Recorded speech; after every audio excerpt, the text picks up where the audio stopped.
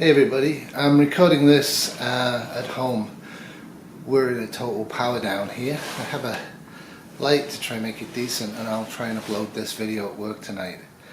First off, I want to show you something I captured on the internet from work, showing some food riots south of the border. Things are getting pretty bad. Folks, attention! We appreciate your patience and we're doing the best we can. We have exhausted our supply of meals ready to eat for today. What? Please remain calm. Don't be setting. Wait, can we get some food over here? We need you to leave the park in an orderly fashion. I think that was Boston. Anyway, we estimate we've lost about 1 in 6 people in Toronto. Like, lost as in dead. We're pretty overwhelmed. The hospitals are now getting we're getting a lot of information from what's left of the official government, and it's basically pretty dire. They're probably going to suspend, I love the language, temporary suspension of OHIP facilities, which basically means all community centres, doctors' offices and hospitals will close. Pretty much most of them are closed anyway. Getting into a hospital is like almost impossible unless you know somebody, and even then it's tough. What we found, the phenomenon we found this week, is people are actually driving. Those people that slap gasoline are driving and dumping bodies outside of hospitals and funeral directors because they don't know what to do with them. The government is probably going to start weekly body collection using garbage services. Garbage services stopped completely. So a lot of areas downtown there's a lot of garbage. So things are pretty dire. As I say, we've got a power out. I do have the Mr. Buddy. I do have firewood. But we're not really set up here for a long-term power outage, and given that it's still March and April, we could have another 6 weeks of winter. It wouldn't be unusual. I'm really restricting what we're burning and what we're using. We have good equipment to keep warm in between times. A lot of people are out of power and have no fireplaces and are in deep trouble.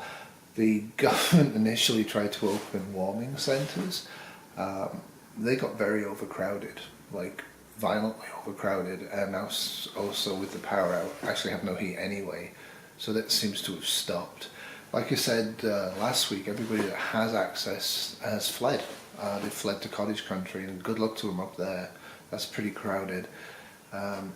You really can't get gasoline anymore. We have enough for about maybe 800 kilometers, 600 miles. So we're definitely keeping 200 miles in reserve because we still might go to the Shire. Kitty's sleeping upstairs. I just want to show you this as well, just to give you an impact of the scale.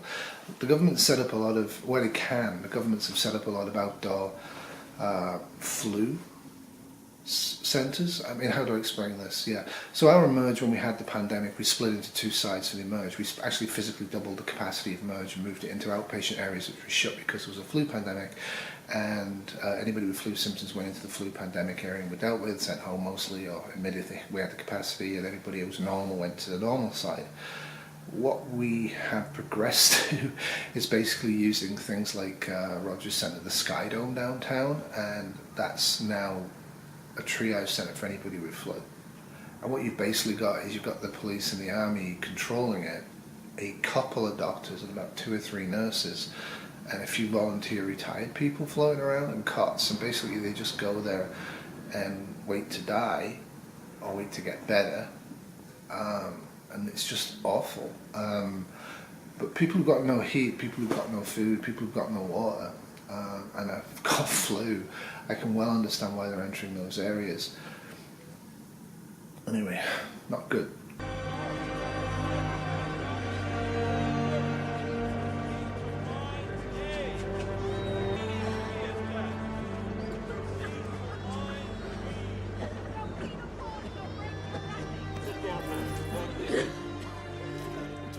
Straight on back. So as I mentioned last week, sorry, I'm really not well. As we mentioned last week, we've been opening up our supplies, and I'm going to open up these and get them ready. Basically, this one expired in March of this year, and any fruit, especially pineapple and then tomato, will rot through tins. So look at the tins carefully, and these aren't going to last very much longer, so I'm going to use them up anyway. And I got some French pears, and these ones actually expired in March or May, depending on how you look at it. Actually, no, February. February the 22nd, the exact date expired in 2017. So I'm going to open these up, and that will be our supper. We're trying to get as much vitamin C into ourselves as we can from natural sources, and because tablets and stuff like that pretty much aren't as good as natural sources. And we're keeping cheerful. It's getting warm. We've kept on 50-hour work week schedule, so we're going 50 hours and we're off for 24 hours. The attendance rate is low, like maybe 5 to 15% of staff are showing up as predicted. The government asks for retired nurses and retired doctors and retired paramedics and retired fire services and retired police and blah blah blah to actually come in, and a lot of them have, but they were inadequate. So we're actually asking anybody who wants to come to the hospital to be a nurse to come and be a nurse. College of Nurses of Ontario suspended the normal nursing acts and stuff like that, so anybody can be a nurse for the time being. Give them a little armband and about a half-hour prep session and send them off to hopefully wash people's feces off them. Really, if you're not able to look after your own loved ones in a hospital or outside of a hospital, they're not being looked after. So what was on the TV, sorry, I'm really not well. What was on the TV is a lot of basic information, how to turn people, how to make them cough, how to deal with diarrhea in a bed, how to deal with a dead body. All of this stuff apparently was filmed in the 60s and 50s.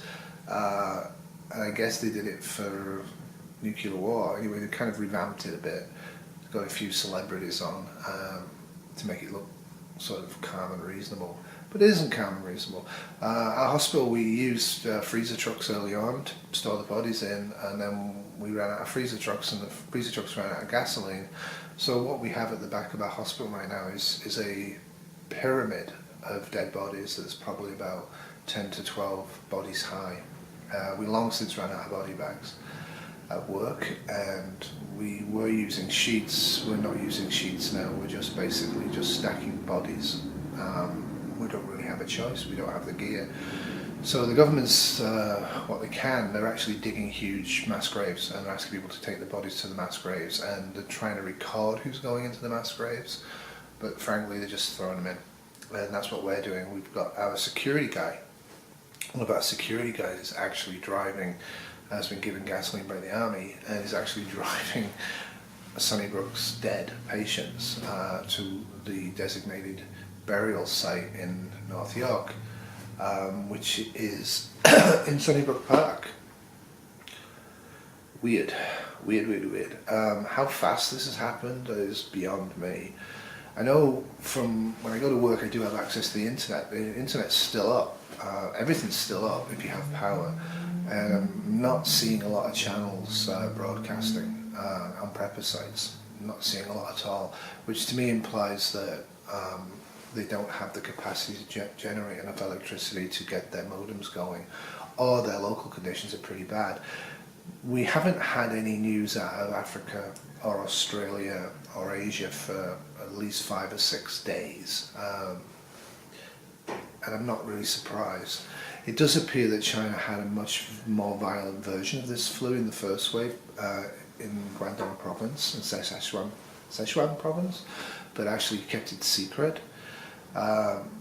Dogs were fingered for passing this to human beings in the West a couple of weeks ago, and I didn't mention it last week, but we've been keeping our dogs in the house, and they're pooing on hospital pads, because a lot of people are actually not happy with seeing dogs because they think the dogs are infecting us, which I don't think is true, and our dogs certainly aren't at risk to anybody. But what happened last Thursday is the provincial government of Ontario actually ordered a shoot-on-sight policy for dogs and cats.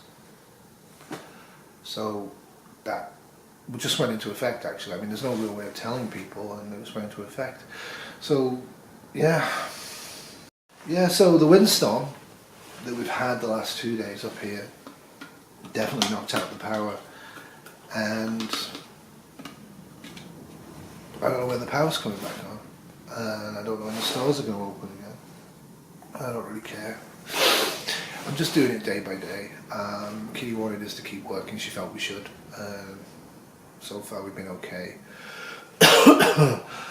But it's brutal. Yeah, like I said, 1 in 6 we think have died in Toronto alone. How many have died in the poorer parts of the world, including the southern states of America, is anybody's guess. Like really, it's dire. The vast majority of people are going to government collection points to be given MREs. The MREs they're getting up here are expired ones. Again, I think they're from nuclear war stocks. They're like 5 to 10, 15 years old. But people are grateful to get anything. We have been feeding our neighbours a bit, just because they don't have too much at all, and they're nice people. So I broke into the white rice stores and actually cooked up 25 pounds of white rice on the BioLite grill the other day. But I really don't have much energy for this, and I don't know, I still think we should have run off to the Shire last week. I think it was a huge error to stay here. But at least there's not much crime, because people are too sick or too scared to go out. And there is a curfew in place as well. I forgot to mention that.